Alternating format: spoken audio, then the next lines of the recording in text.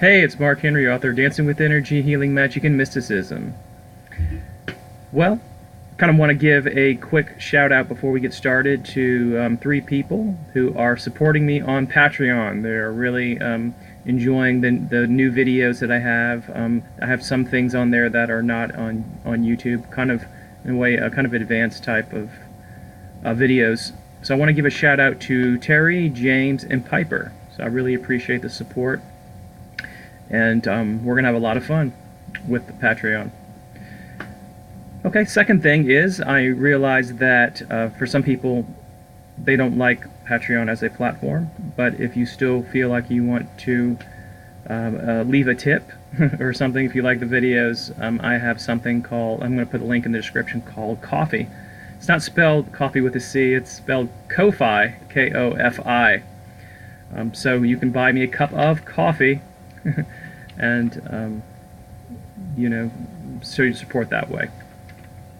But in any case, let's get started. Alright, so I'm going to be doing a video today on altars for a magical life.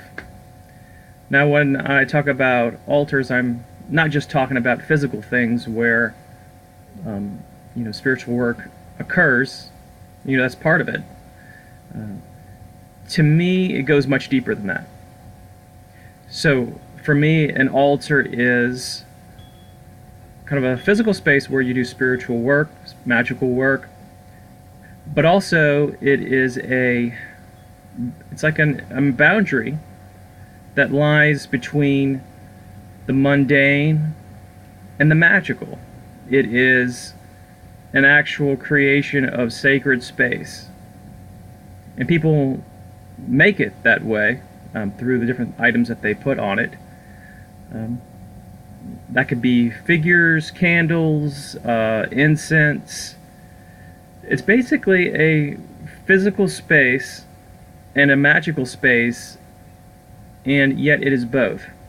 So that's why I encourage everybody that if you tend to like that sort of thing, to create an altar. And I know some people like it very simple. They may have hardwood floors and they kind of put their stuff on the floor, and that's cool too. But if you have something to kind of put your things upon, I think that there is a rich tradition for doing that. Also, I believe that with the altar and the magical items that we put upon it, is that it not only connects us with the magic through our unconscious mind, but it also attracts otherworldly type of phenomena, spirits, entities, gods, and goddesses. It's showing that this work is very important, and that gets noticed in the spirit world. Now, there are different types of altars. I'll kind of go through each one. There is themed altars. So that would be like an altar for money, or an altar for love. It's for a particular goal and a particular theme. For me, when I do these types of altars, it's usually long-term. So let's say, for example, we're talking about a money altar. So that would be an altar where you trying to attract luck, money, finances, prosperity. So you put items that are conducive to that. You could be putting some bayberry incense. You could be lighting kind of a green candle, possibly green altar cloth. But whatever it is that, with a table of correspondences, would fit that particular money situation. I know some people, especially in the hoodoo tradition, they like those mercury dimes. The dimes back, I think, want to say, before 1965, I want to say. Don't quote me on that, but I think that's right, where they actually had silver in them. So I actually have that on my money altar. See, there will never be a time when I won't be needing, as long as I'm alive, some type of prosperity. So what I do is I try to keep things flowing. The way that money goes, it comes in and it goes out. And hopefully it comes in a little more than it goes out, which is what we all want. So that'd be one theme. The other one would be for love. If you're perhaps a single guy or girl, you can have a love altar, and you put all the different items that would work with that. If you're casting a spell for, or any other type of working for the money or the love candle, you put your items on there, and that could be something that you do. So with a love altar, it could be you can be working on, attracting a sex partner, or working to, attract the right person for romantic love, dating. There's a whole bunch of different things you can do with themed altars. The second altar, which is pretty interesting, is that going to be the altars for spirit communication. And I kind of put ancestor veneration in that same sort of category. So you might have your spirit communication altar, and if you follow kind of the more traditional type of spiritism, spiritualism type of traditions, you might put a white candle, flowers, water for the spirits. They are attracted to that, and they can actually use the water.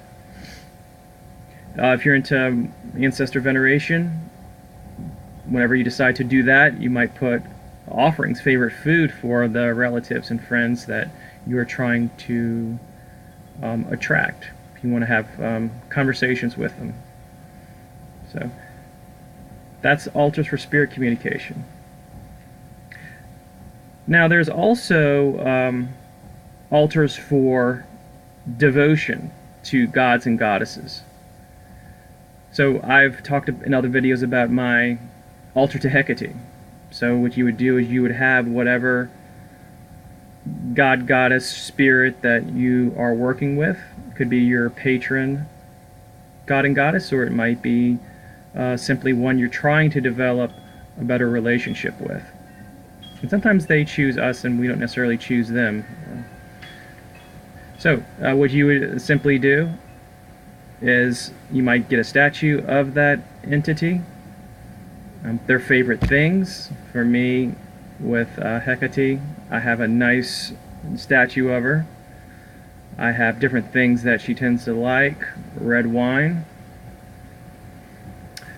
Sometimes in my communication, I get that at certain times she wants other things. Dark chocolate. I have a Triskelion, which is her symbol, up above the altar. And I regularly clean the altar, new offerings, that sort of thing, to show respect and to show that this is something I take seriously. And as I said before, is that your gods and goddesses you work with will take notice. And if you have developed a relationship with them, they can communicate with you, and if you're doing something not quite right, you can find out and change it. Now, as far as altars are concerned, how would you construct it? You don't necessarily have to build one, but if you wanted to be old school, use your carpentry skills and build a little table, whatnot. But if that's not something that you are attracted to doing, it can be something very simple. It could be an end table. It could be a coffee table. Chest of drawers, I've known many people who have that. You can get an altar cloth with the appropriate color. If you are on a budget, I have done other things. Walmart has these it looks like a little food table tray for like $10. But you take something like that, and if you wanted to get an altar cloth and you wanted to kind of save a little money, you can actually buy very inexpensive things like solid colored bandanas. And I put that on top. And that is my money altar. And it's all up to preference. If you want to spend a lot of money on those types of things, feel free. But it isn't necessarily required. So if you are a new witch or a new person working on the occult, maybe you don't have a lot of money, you're living in your grandmother's basement or something, feel free to do what you can. Okay, so that was just kind of a brief video. If you want to learn more about the spiritualist altar, I do have a video on Patreon if you want to check that out. Alright, thanks for watching, and I will see you later. Bye.